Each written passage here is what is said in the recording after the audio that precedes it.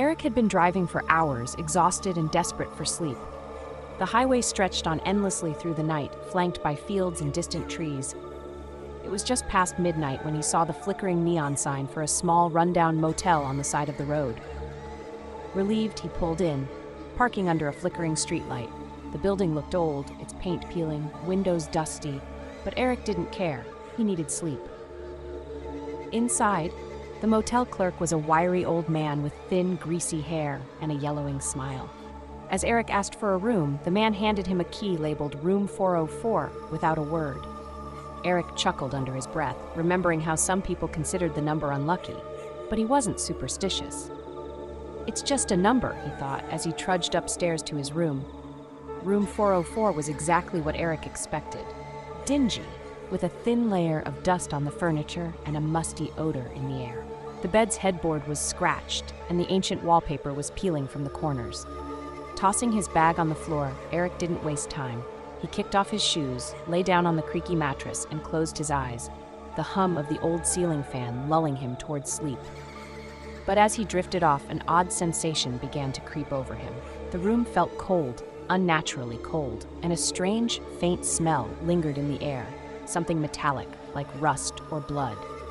Eric sat up, confused, and turned on the small bedside lamp, casting a dim yellow glow around the room. There was nothing out of place. He shook his head, trying to dismiss the eerie feeling, and lay back down, pulling the thin blanket over him. Just as he was about to fall asleep, a faint knocking sound echoed through the room. 3 knocks. Rhythmic, deliberate. Eric's eyes snapped open. At first, Eric thought it was coming from outside the door. Groaning, he got up and shuffled to the door, covered still half asleep. He opened it slowly, peeking into the dimly lit hallway.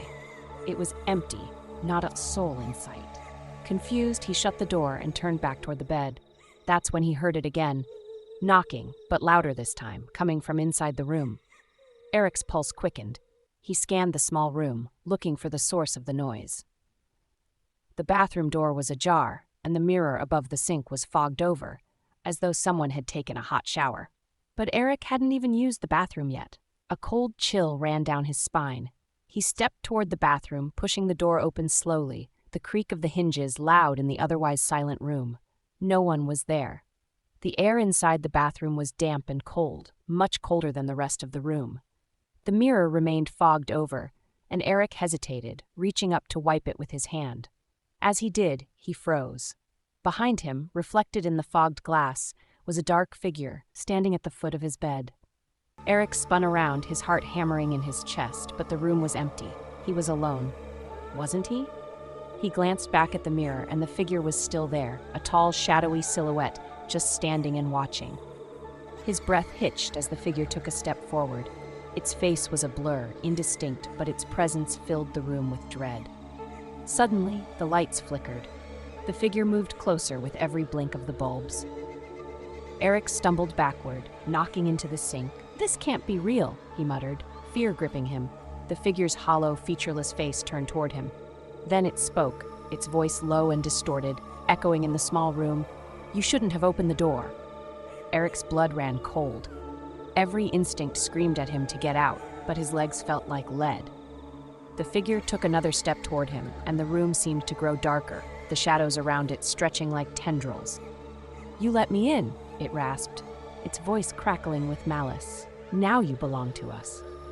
With a burst of adrenaline, Eric snapped out of his frozen state. He bolted for the door, yanking it open and rushing into the hallway. He didn't look back. He couldn't. The corridor stretched before him, seeming longer than it had before.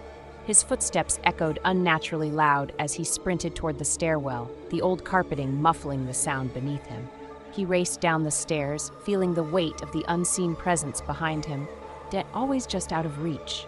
He could feel its cold breath on the back of his neck.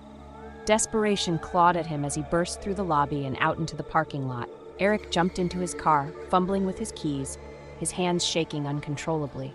The car roared to life, and without another glance at the motel, he sped down the road, heart pounding, breath ragged. It wasn't until he was miles away that he dared to look in the rearview mirror. The motel was gone. In its place was an empty lot, overgrown with weeds and debris. A sinking realization hit him. Room 404 didn't exist anymore. It hadn't for years. The stories he had heard about it were true. The motel had burned down long ago after a series of mysterious deaths, including a man who had disappeared without a trace. Eric's heart skipped a beat as he glanced at the passenger seat beside him. A crumpled key lay there, the key to room 404. And from the back seat he heard a soft, low voice whisper, "You can't escape us."